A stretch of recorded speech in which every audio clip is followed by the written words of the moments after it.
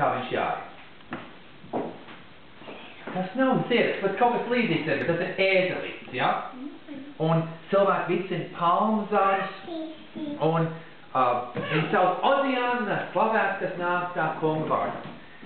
Un tad Jēzus vēl satikās ar saviem mācekļiem, un viņš ēd kādu mieltu, viņiem bija maize un vīns.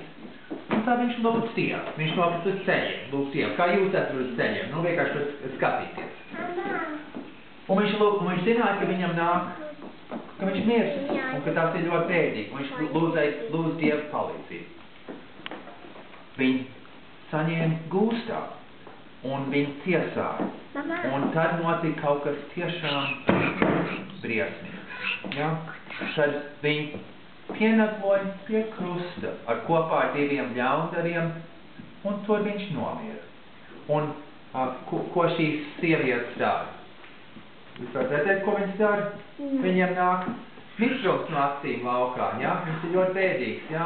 Viņš raud, ja? Tas bija bēdīgs notikums. Bet tās nebija beigas, jo lieldienu rītā Jēzus nepalika kapā, bet Jēzus augšām celās mūžīgai dzīvībai.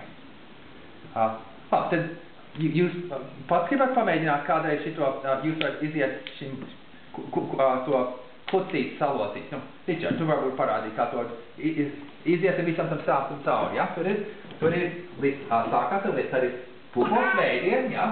Labi. Un tad turpin locīt, ja? Tā. Un tur ir Jēzus ēd mielas, lūdz Dievu, ja? Tad lūdz vēlreiz, saņem viņu gūstā, un tad vēl, un pilnīgi tā vaļā. Tā viņš ir pie krusta, bet tas nav beigas. Viņš no kap augšām celās, un tas ir laimīgās beigas.